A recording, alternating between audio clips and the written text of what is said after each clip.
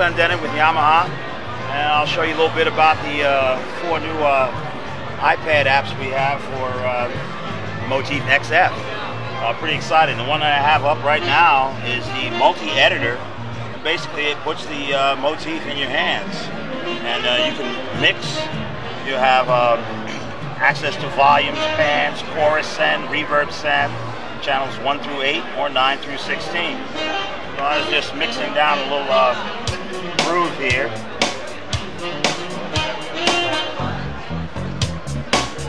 You see I'm in control of the drums.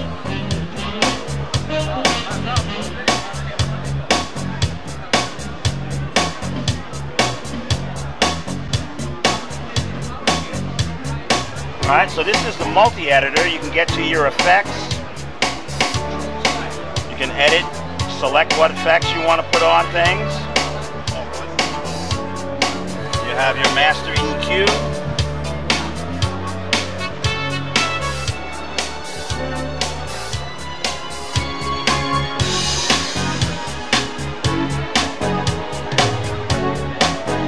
Little smiley curve.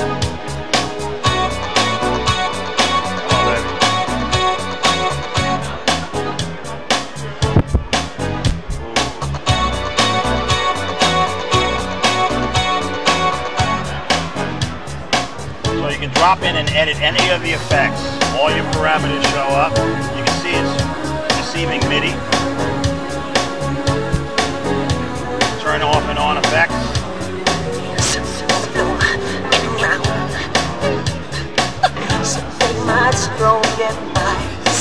Just remember to do things twice. Okay. Technology behind this wireless MIDI. Wireless MIDI. Alright, so Wi-Fi. Now, that's one application. Another application would be, let's take a look at faders and pad. Now, faders and pad, you have 8 faders here. You can assign any 3 controllers or controller routings to each fader on any MIDI channel. Give you a basic idea of what's going on. Let me go to voice mode. Call up like a drum loop or something. Let's do a blank. Give you the concept. Alright, let's try number 46 if that's blank. Okay, so to assign something, I just simply touch it and I say, you know, I want to put on slider number 1, maybe filter cutoff. So I can push the learn function, turn the knob, and it assigns 74 brightness. Alright, I can set a minimum and maximum range for each of the sliders. And when I'm done, now basically this will be controlling, let me sit here for a second. It will be controlling the filter. Alright, so I'm closing the filter, opening the filter. Alright, so now the pad portion of this is a vector. You have a north pole, west, south, east. Alright? So if I want to control this by the position of that red ball, north or south, I go from the north pole, I make a connection down to fader number 1. Alright? So let's get this groove going again.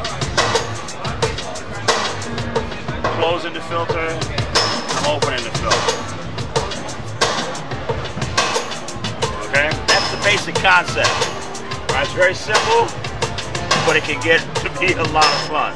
Alright, so after a while you start playing around with controllers, you can do crazy stuff. Let's do something here called nuclear fusion, where I've done some patching.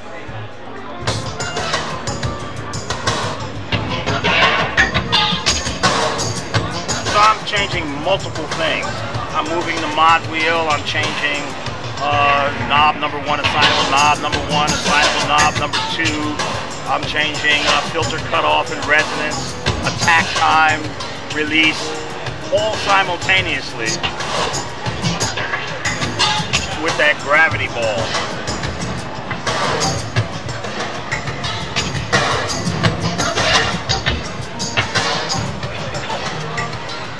So now the sounds that I'm playing here are by Sound Waves, Arnie Schulz, and these are some great movie scoring.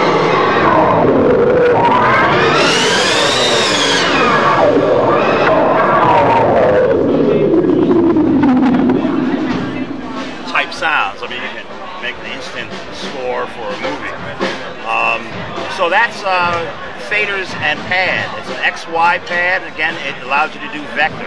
You can do, I had one guy, well, how do I use that at a wedding? I'm going, well, you know, you might not want to do just that, but there are practical uses. You can set it up to be volumes.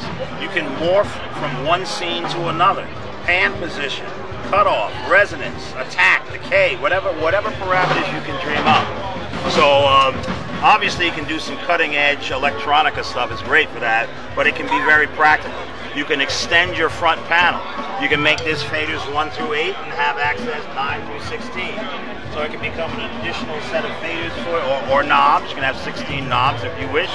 So it can be a very practical use in a live situation.